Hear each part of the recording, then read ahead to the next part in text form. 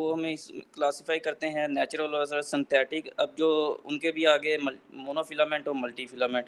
अब इनकी नेचर और मटेरियल की बेस पे हम इन्हें क्लासिफाई करते हैं। उनमें जो सबसे पहले आता है वो है कैटगट।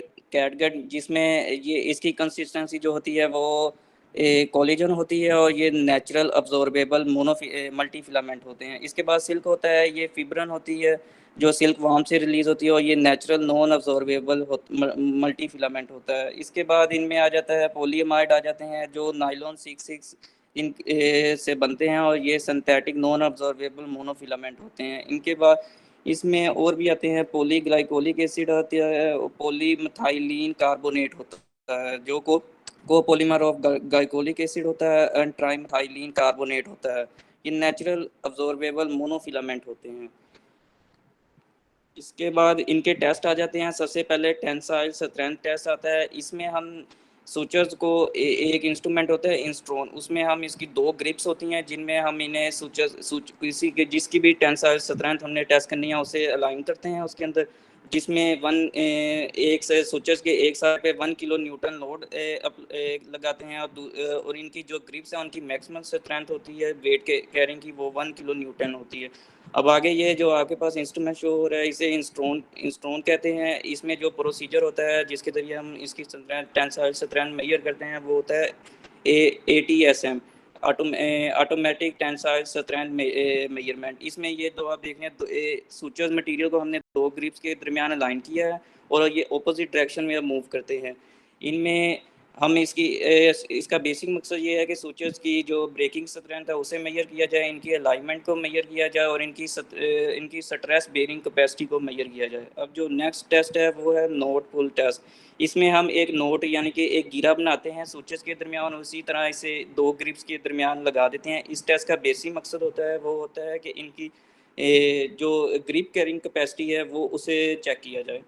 तीसरा टेस्ट है वो है क्रीप टेस्ट होता है। क्रीप टेस्ट में ये है कि ये अब्जॉर्बेबल डिवाइसेस के लिए होता है। हम सूचर्स को किसी भी मीडियम में या जिसमें मीडिया फ्लूइड इन्वायरमेंट में इसे रखते हैं और इसके ऊपर लोड अप्लाइड करते हैं और इसका जैसे ही आप लोड अप्लाई करते हैं तो ये आस्ता आस्ता डाइजेस्ट होने शुरू होते हैं, तो हम इनका डिस्प्लेसमेंट मेजर करते हैं। फिर इसके अलावा जो और टेस्ट हैं इनमें बायोस्टेबिलिटी टेस्ट है। इस टेस्ट में हम इनकी स्टेबिलिटी टेस्ट करते हैं, रिएक्टिविटी यानी कि बायो कंपेटिबल है भी या नहीं है वो, और अब्जॉर्बेंस इनकी चेक करते हैं। ये आगे रेफरेंस है और ये that's the end point of presentation. शुक्रिया सर। थैंक यू आन, गुड प्रेजेंटेशन। हाँ जी, नेक्स्ट कौन है जी? सर अगर अमीर हमजान नहीं है तो मैं प्रेजेंट कर देता हूँ। हाँ जी, कर दें। जी सर।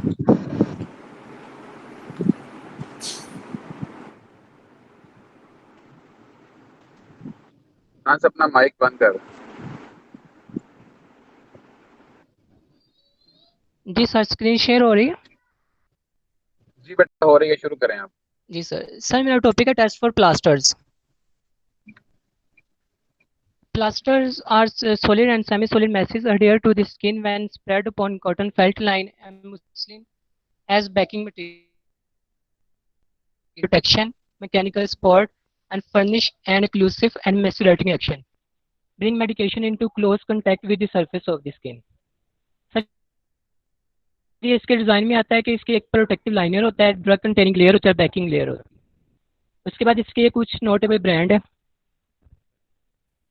ये टेस्ट में आता है कि इसकी थिकनेस, सबसे पहले टेस्ट में आता है thickness, folding endurance, tensile strength है, percentage elongation, surface pH study, percentage moisture absorption, percentage moisture loss and drug uniformity content in vitro drug release.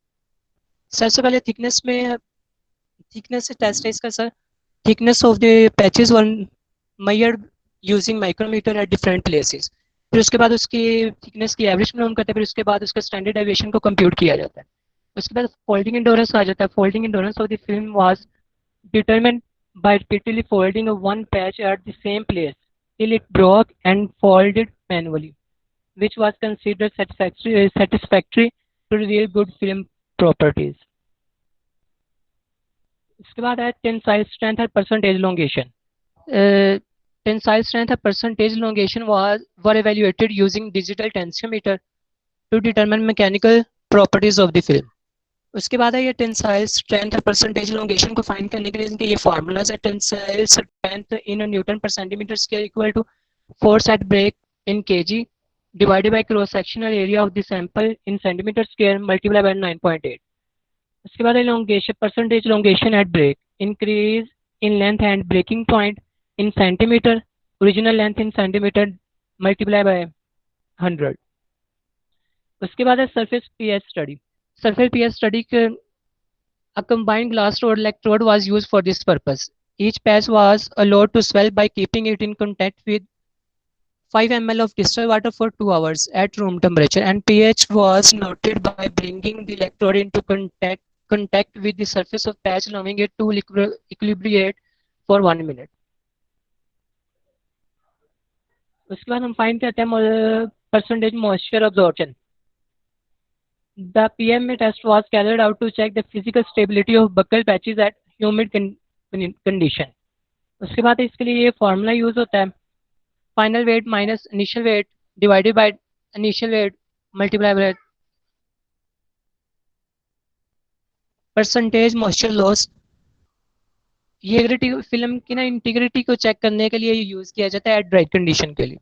उसके बाद इसका ये formula final wait minus initial weight divided by initial weight multiply by 100. उसके बाद drug uniformity content. Drug uniformity content was determined by dissolving the patch by homogenizing in 100 ml of suitable solvent at pH 6.8 for 10 hours under occasional shaking, and resulting solution was filtered through 0.45 micrometer Watsman filter paper. The drug content was then determined after proper dilution at 278 nanometer using UV spectrophotometer.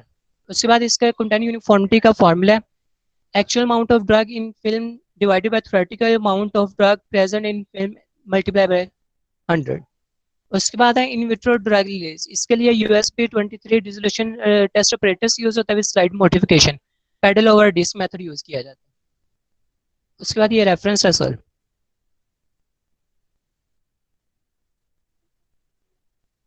Hello जी जी sir complete. जी sir बहुत शुक्रिया.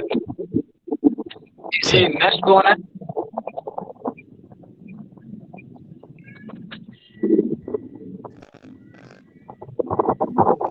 Next sir Shayan Anjum की बारी है. जी शयान. जी sir अस्सलाम वालेकुम. वालेकुम अस्सलाम. जी बेटा शुरू करें. जी सर.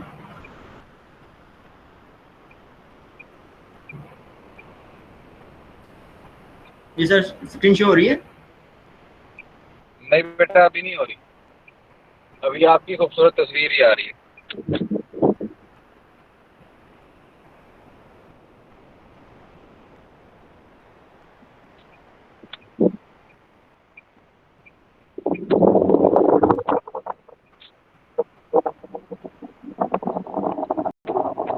अभी आपकी स्क्रीन शेयर नहीं हुई.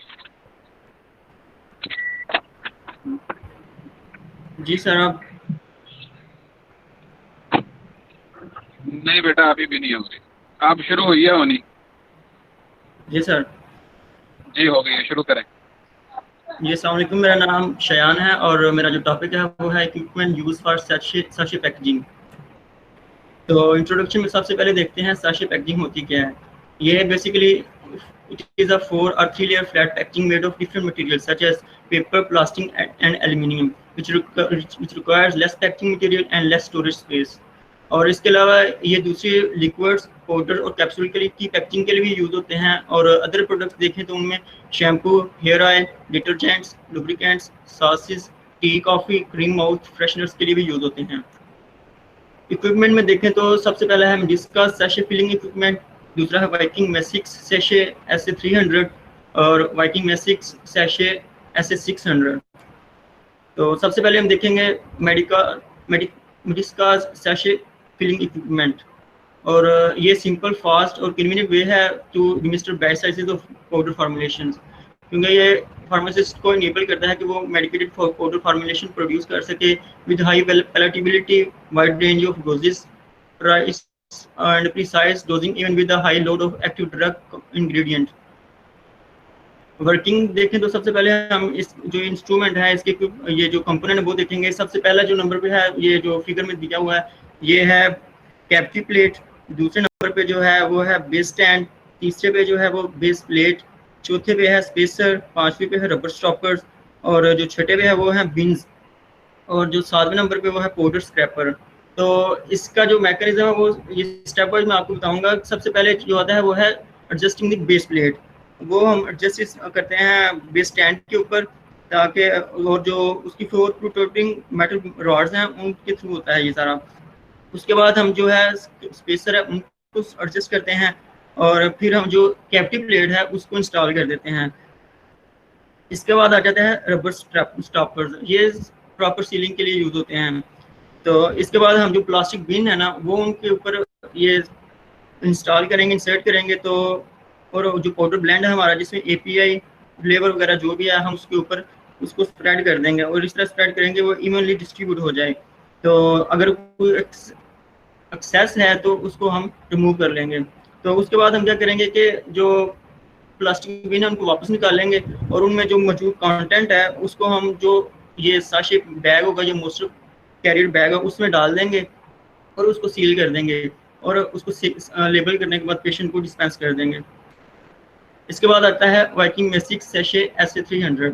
ये it is an intermediate sachet machine जो कि अवेलेबल होता है विद वॉल्यूमेट्रिक और लिक्विड फिलिंग सिस्टम के साथ और ये 4 साइड सील सैशे बनाता है और इसका जो रोलर है उसका डायमीटर जो होता है वो 600 मिलीमीटर वाइड होता है और ये 1 to 6 sachet at a time बना सकता है। उनकी मतलब 1 to 6 लेंथ बनाता है साशे की और ये स्पेसिफिकली डिजाइन है पाउडर पैकेजिंग, डेंस, फाइन और free and granular material such as liquids and semi liquids. और दूसरा है ये उसकी मॉडिफाइड फॉर्म है। इसमें क्या होता है कि हम जो साशे की लेंथ्स हैं वो 1 to 10 होती हैं और ये रिलायबल होता है और फ्लेक्सिबल है and fast solution for the session needs. It is also designed for packing powders, dense, fine and loose and particulate materials as well as liquid and semi-liquids into 4 side sealed sachets।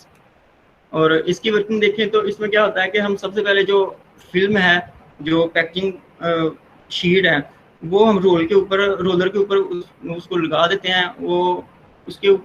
वो sachet बनाता है जिसमें हम product को fill करते हैं और उसके बाद सील कर देते हैं इन अ वर्टिकल फैशन और इसके जो रेट है साशे बनाने का वो है 80 साइकिल्स पर मिनट पर लेन, मतलब ये 1 मिनट में 800 साशे बना लेता है। तो इसका जो स्टेप्स हैं स्टेप वाइज जो इसकी वर्किंग है वो सबसे पहले ये है कि हम फिल्म जो है जो पैकिंग मशीन के लिए जो सिंगल शीट हम यूज करते हैं वो उसके ऊपर लगाते हैं, लाते हैं और उसको अनवाइंड करते हैं। अनवाइंड करने के लिए उधर मोटर ड्रिवन रोलर्स होते हैं जो कि उसको अनवाइंड कर देते हैं। उसके बाद है ऑप्शनल प्रिंटिंग, उधर ही एक प्रिंटर लगा होता है जो कि हॉरिजॉन्टल मूव करता है। अगर हमने जो भी इंफॉर्मेशन देनी होती है वो उसके ऊपर वो इम्पोज करता जाता है। उसके बाद है फिल्म टेंशन एंड सेंटरिंग, ये बहुत इंपॉर्टेंट है क्योंकि फिल्म टेंशन को हमने कॉन्स्टेंटली मेंटेन करना होता है और जो साशे है उसको भी सेंट्रली वो प्लेस करना होता है ताकि अच्छी तरह वो बन सके। तो उसके लिए जो फिल्म टेंशन को मेंटेन करता है वो होता है सर नाम सा ये भी सर रोलर्स के थ्रू होता है, ब्रेकिंग रोलर्स के थ्रू होता है जो फिल्म टेंशन को मेंटेन करता है। जो सेंटरिंग है वो ऑटोमेटिक उधर सेंसर्स होते हैं जो डिटेक्ट करते हैं और उसको री सेंटर कर देते हैं। उसके बाद जो फिल्म होती है उसकी कटिंग होती है, उसको फोल्ड कर दिया जाता है और साशे बन जाता है और साशे को जो प्रोडक्ट है उसके साथ फिल करते हैं और उसको पहले वर्टिकली सील करते हैं और फिर हॉरिजॉन्टली सील कर देते हैं। उसके बाद साशे को कट कर दिया जाता है और डिस्चार्ज कर दिया जाता है। और ये सर रेफरेंस है। Thank you. Thank you Shayan. हाँ जी, नेक्स्ट कौन है जी हमारे साथ?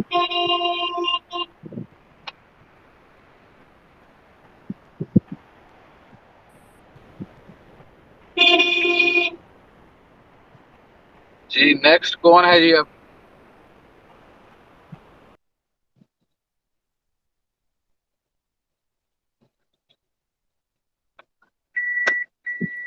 सर अबू बकर रियाज की बारी है। चलें ठीक है, अबूबकर शुरू करें प्लीज। जी सर, बिस्मिल्लाहिर्रहमान। सर मेरा टॉपिक है packing for patches, sprays, implants, sutures and plasters. Sir basically there are generally 3 types of packaging which sir तीन टाइप्स की पैकेजिंग होती है। Use different type of medicine और फार्मास्यूटिकल प्रोडक्ट्स को मतलब पैक करने के लिए। पहली है प्राइमरी पैकेजिंग, दूसरी सेकेंडरी पैकेजिंग और फिर टर्शरी पैकेजिंग। जो उसकी पैकेजिंग है, मैं थोड़ा सा ऊपर कर, हाँ ठीक है।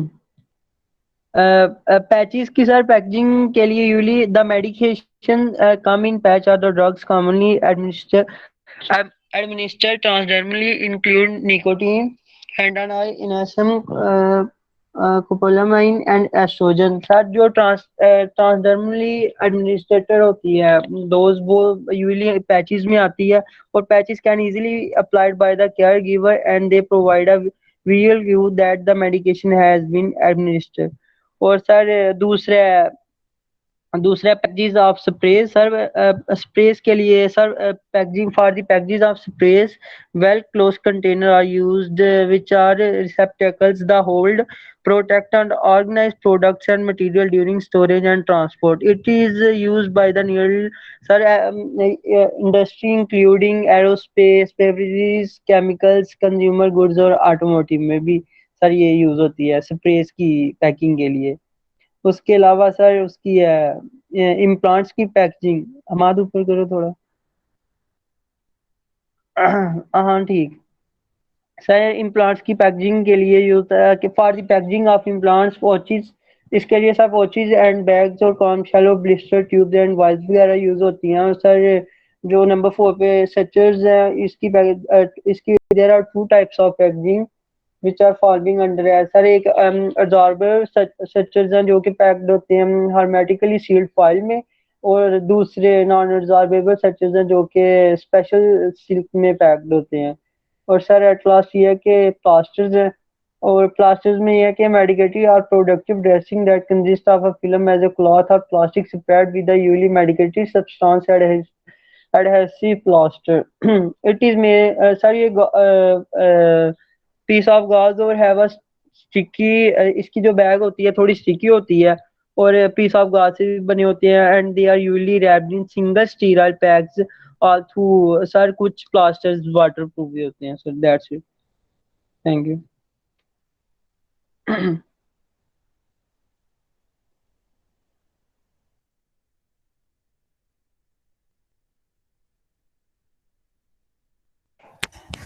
सर कंप्लीट हो गई हैं प्रेजेंटेशंस।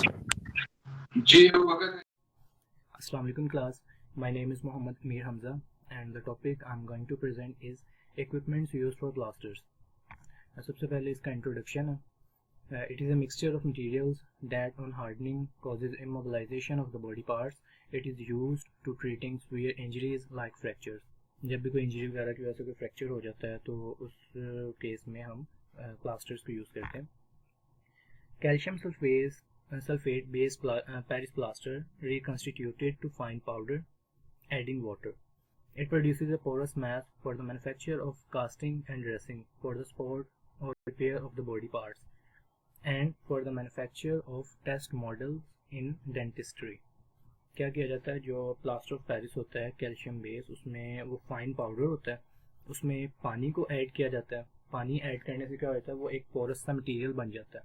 उस पोरस मटेरियल को बाद में यूज़ किया जाता है जिस भी बॉडी पार्ट को इमोबिलाइज करना हो। मटेरियल्स, ये सारे मटेरियल्स हैं जो प्लास्टर्स के लिए ज़रूरत होती है जिनकी sir first one is cotton bandage, plaster of Paris। Plaster of Paris is calcinated gypsum, roasted gypsum, ground to a fine powder by milling, and an adhesive layer। इसके बाद जो अपरेटस है जो कास्टिंग के लिए ज़रूरी होता है वो है, सबसे पहले आता है स्कैपल हैंडल्स, फिर आता है probes, suction tubes, trocars, dressing and dissecting forceps, scissors, hemostatic forceps, vascular forceps, dressing forceps। ये कुछ पिक्चर्स हैं उनकी। डिफरेंट जो हमसे फोर्सेप्स वगैरह या इंस्ट्रूमेंट्स जो कास्टिंग के लिए यूज़ किए जाते हैं. स्कॉटनेट